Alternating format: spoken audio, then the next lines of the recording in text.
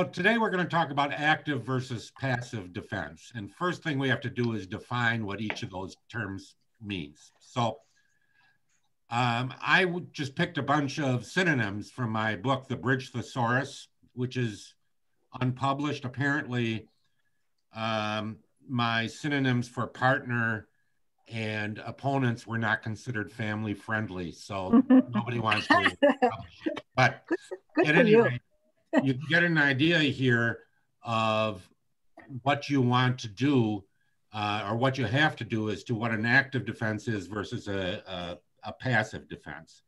The idea of an active defense is basically looking at the hand as a defender and saying, well, we've got nothing to lose by taking a risky action.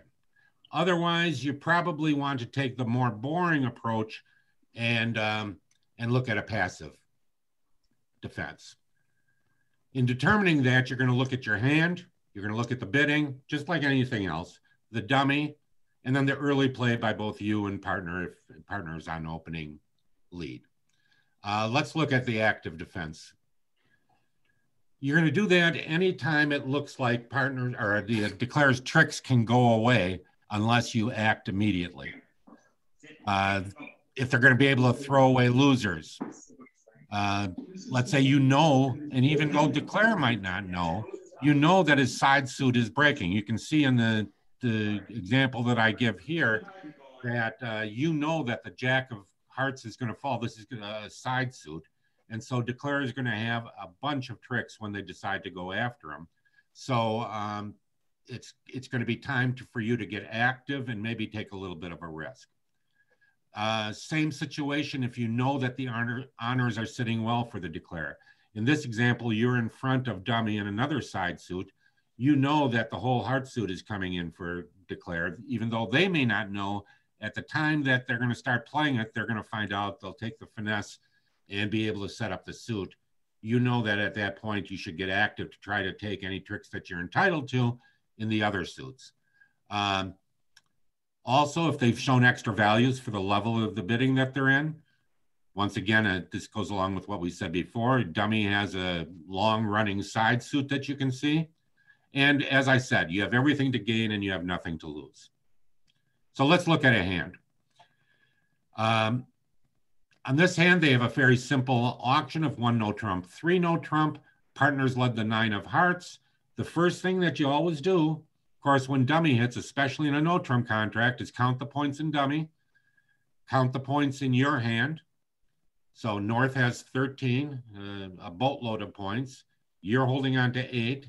You know that South has 15 to 17. What I do in that situation, I just pick 16 and then add them up. In this case, it would be 37. And then I can say, well, I'll add 1 to either side to get the range. So 36 to 38 means that partners only got 2 to 4 points in their hand.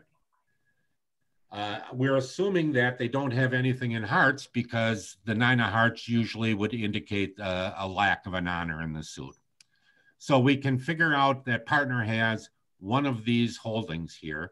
And let's take each of those holdings and put it into partner's hand. If partner has the king of spades, we know that then South has all these cards, or the queen of spades too. Well, that's not really great for us because that spade is finessable. Our diamond king is going to be finessable. Declare has got the king of clubs, so the clubs are running and they got the rest of the hearts. So if that's the case, we're not taking any more tricks. What about if partner had the king of clubs? That's just as bad because now the club is finessable. Once again, the diamonds are finessable because you know that the South has the ace queen. They've got all the heart tricks that they want. We're assuming you're winning your ace here. And they have all the spade tricks they want. Also a depressing thought. What about if partner has the queen of diamonds? Well, that's nice. If you lead a diamond, you'll set up your tricks, but unfortunately, you're not going to get to cash them until probably the next hand because they've got all the clubs, they've got the ace of diamonds, they have the rest of the hearts, and they have the rest of the spades. So here's a situation where you have nothing to lose by hoping that partner has the ace of diamonds. It's the only way that you are going to take any more tricks. So that is the card that you have to put in partner's hand. You have everything to gain and nothing to lose in that situation. And so the next hand that next card you're going to play is going to have to be the a diamond trick. Let's see if I can get my. Well, I don't think I can do it. I'm sorry, I messed up the full hand. But if the partner does have the ace of diamonds, we win our ace, and we have to switch to a diamond. And we can take, if we switch to a low diamond, we'll get our ace and our king, and declare will eventually get their queen. If you really want to get a lot in this suit, you switch to the jack of diamonds, hoping that partner has the ace. Now, if declare covers, you win the ace. Partner, if they're on the same plane as you are, will lead back a diamond, and now you can finesse, because he plays the 10, you can play the 9 or the 2, and or the 9 or the king, and get 4 tricks in the suit. That's called a surrounding play. And you'll actually be able to beat this contract. Now, if you lead a low diamond, you're going to hold them to 4, which is in match points is going to be above average result anyway, because most people aren't going to find the diamond switch. If you don't, you're going to get a bad result and you tie for bottom. Plus 50 will be all the match points that you want. But even switching to a low diamond in this situation will result in a good board for you. So that's what an active defense would do. Normally, you wouldn't even think about switching to a diamond. But if you realize that you have nothing to lose, you might as well go for broke and hope that it works. Now, passive defense, it's almost the flip side of the conditions that we talked about before. No idea. Well, let's talk about, first of all, what is a passive lead? You lead from a sequence, Queen, Jack, 10. You return declares suit that they're trying to set up. You play from 3 small. That might be a passive defense, and a trump also, as long as you're not giving away a trick. So they don't have a strong side suit. Declare is strong and partner is weak. The worst place you want to be in as declarer is an auction that goes 2 no trump, pass, pass, pass. You're going to be playing that out of your hand, and the defenders should not be helping you by opening up new suits, being active, and allowing declare to take finesses that they wouldn't normally be able to get. Also, when the opponents have gotten to a contract, but they have shown no extras. So an auction that goes 1 no trump, 2 no trump, inviting 3 no trump, they're on the bottom end of their point spectrum, so you don't want to help them create tricks. If they don't have any long-running suits, so that would be fairly balanced. If you know that they are in a misfit or they have a bad split in a suit, you don't have any special lead against no trump. And when defending 5 of a major, 6 no trump in Grand Slams. Grand Slams, the worst thing you can do is give them a trick. So you want to let them find their own tricks in that situation. I've tried to highlight here 5 of a major. It's especially important at match points to play more passive, because you've got the odds on your side. If the opponents are playing in 5 of a major, they were trying for 6 and couldn't get there. So you have a lot of ways to win with this. First of all, you might beat 5, and you'll beat all the people who were defending 4. Or maybe they belong in 6 and they're only in 5. And the other possibility is they're in 5 making 5, which you'll just get an average. So the situation you're facing here is, if you don't give them any tricks, you're either going to get an average or better. So giving them a trick and letting them make 5 when they only should be making 4 is going to result in a bad match point score. And finally, I think frozen suits, Dave Schutzen may have already talked about. You want to stay away as a defender from leading in a situation where by leading the suit, you're giving one to declare, or giving a trick to declare. If you lead and declare plays small, partner is forced to play the ace. Now they have the queen and the jack, and they're going to be able to get a trick in the heart suit. If you never touch the suit and they lead it, they're destined to lose 3 tricks in the suit. So here's a passive hand.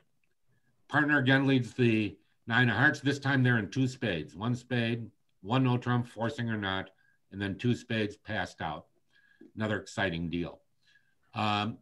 Let's see. Declare doesn't have any long suits.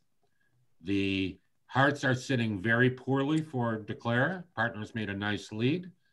And you've got a couple of cards that are over the jacks and dummy so that they're not going to be able to set up those suits very easily.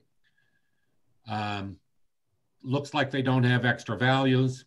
And here where when you lead a minor, it could set up one of these jacks. Leading either of these minors would be considered an active defense. So here's you have the flip side. You have everything to lose and nothing to gain by being active. And there's no need to panic. You just sit back and wait for your tricks. So Declare plays the 10, you play the jack, which wins. You decide not to go active by leading a minor. Obviously, you don't want to lead a king of hearts, so you play a spade back. Declare or partner wins their king and leads another heart. So once again, this time they're going to go, Declare goes up with the ace, leads a diamond, you duck it as you normally would. If they had led the jack, you would have covered. They win the queen, and now we can look at the whole hand. Declare is destined at this point to lose 2 clubs. Once again, we haven't led it, and it's a frozen suit. And they're going to lose 1 more diamond. So we've held it to 2. Big deal, right?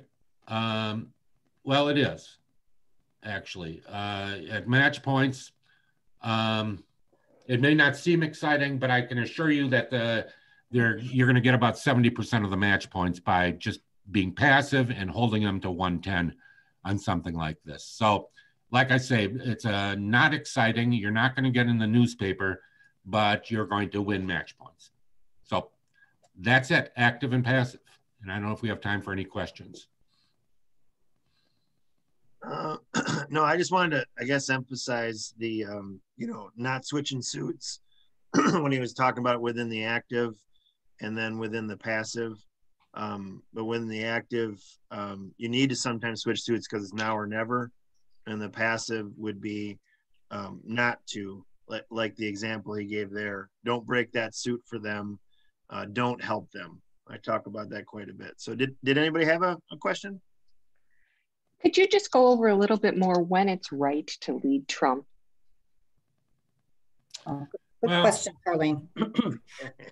Quite often it's right to lead trump when it looks like the opponent's hands, the one that is short in trump, is going to be able to ruff something.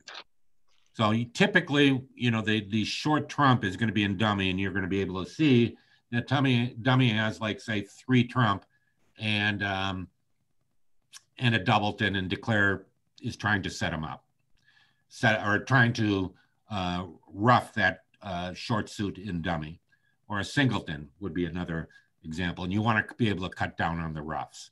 Mm-hmm. The other time you're going to do it is when it's just a safe lead. It seems like it happens all the time that when trump is led, I wind up having to put on a queen or something, or my ace. You're talking about that third hand, and then you think, well, they didn't have to work hard to get that trick. Right, and so that's one of the times that you don't want to lead trump. I see a lot of people leading their singleton trump, and that can easily capture any length and any cards that partner has in their hand. The terrible situation is when you lead your singleton trump and partner has jack fourth, 4 to the jack, right, and they would have been able to get a trick, and now it's just evaporated. So that's an important consideration as far as leading trump, is you don't want to be in a situation where you pick up partner's honor. So leading a trump when you see a good length in dummy, for example, partners open a spade and it turns out that there's 5 spades in dummy, you know that if partner has the queen, they're not going to get it anyway. So leading a trump could be a safe lead in that situation. Otherwise, I try to stay away from leading trump. Yeah. So in this lesson, it was the safe lead. Anything else was going to help them. Okay. Right.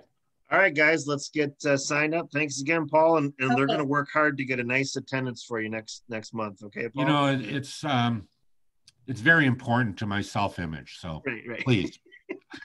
Thank you, Paul. All right, Thank guys. you. Thanks. Thank you.